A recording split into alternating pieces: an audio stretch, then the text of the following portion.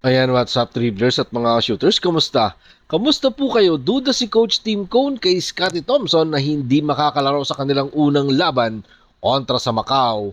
Mamaya po yan. At panibagong hamon naman para kay Justin Brownlee ang pagbubukas ng 50th season ng Commissioner's Cup. Tara, pag-usapan talakayin po natin yan sa video ito. Matapos po ako maglambing sa inyo ng isang like, share, comment down below and don't forget to subscribe and hit that notification bell button para lagi po tayong updated sa ating pong mga video at lahat po ng ating shoutout ay nasa dulong bahagi lang po ng bidyong ito.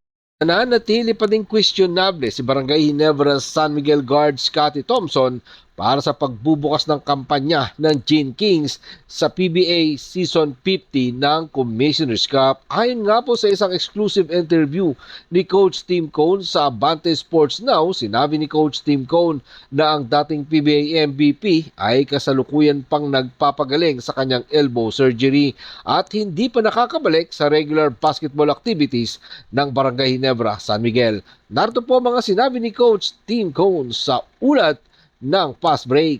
Inoperahan siya sa kanyang siko at sinusubukan pa niyang bumalik sa practice. Ginagawa niya ay tumakbo siya at kung ano-ano pa. Pero limitado sa mga tuntunin ng kakayahang mag-shoot ng bola at limitado pa din siya sa contact ng kanyang siko. Masasabi kong 50-50 on Friday.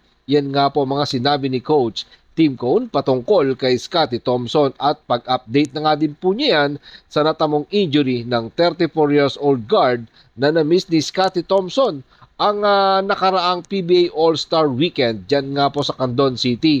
Pero tiniyak ni Coach Tim Cone na kung mamimiss ni Scottie Thompson ang laban mamaya kontra sa Macau, sa mga susunod daw na laro ng Barangay Ginebra San Miguel na baka makakalaro na si Scottie Thompson. Mamaya nga po ang unang laban ng Gin Kings dyan sa loob ng Smart Araneta Coliseum. Kalaban nga po nila ang hindi pa rin nakakatikim ng panalo, ang Macau.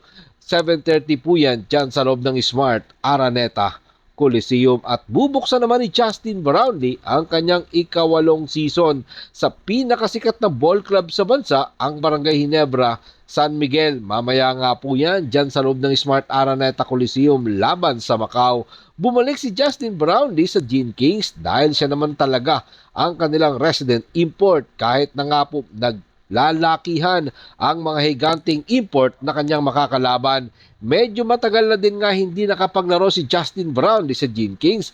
Halos isang taon na hindi nakakalaro si Justin Brownlee sa Gin Kings matapos silang matalo kontra sa Token Tech Tropang 5G sa Game 6 ng 49 season ng Commissioner's Cup din po yan nangyari noong March 28, 2025. Pero kahit wala sa Ginebra si Justin Brownlee, naglaro naman siya sa Gilas Pilipinas bilang naturalized player para sa mga FIBA Basketball Tournament. Sinabi nga po ni Justin Brownlee na excited na siya sa mga bagong challenge at handa nang bumalik para sa Gin King. Narito po ang mga sinabi ni Justin Brownlee sa ulat ng veterano ng Spin.ph. Excited lang ako sa mga challenge. Ako ay handa na para bumalik sa Ginebra. Medyo matagal na siguro at ang pinakamatagal na hindi ako nakalaro sa kanila simula nang pumunta ako dito bukod sa pandemic. Yan nga po mga sinabi ni Justin Brownlee. Tapos ngayon, iba ang PBA Commissioner's Cup. Dahil mga ka-shooters, naglalakihang import. Imagine, may 7'3" center ang Token Tech Tropang 5G. Mabuti na nga lang, wala itong si Sam Diguara na makakatapat sana ngayon o mamaya ni Justin Brownlee dyan sa loob ng Smart Araneta Coliseum. Pero ganun pa man, malaki pa din naman ang kanyang counterpart na si Tony Mitchell. Sinabi din nga po ni Justin Brownlee na mag-take advantage siya sa kanyang liit at dadaanin nga lang daw po niya sa bilis ang malalaking import. At umaasa din si Justin Brownlee na magagamit niya yung mismatch na yan.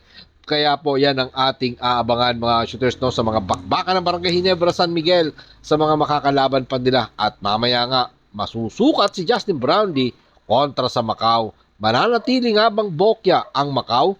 Makakaisa na nga ba ang Barangay Ginebra? Or makakaisa nga ba mamaya ang Barangay Ginebra San Miguel? Or makakaisa ang Macau? At sasama na sila sa win column. Maraming salamat po sa inyong panonood. Naman po ang inyong maging opinion.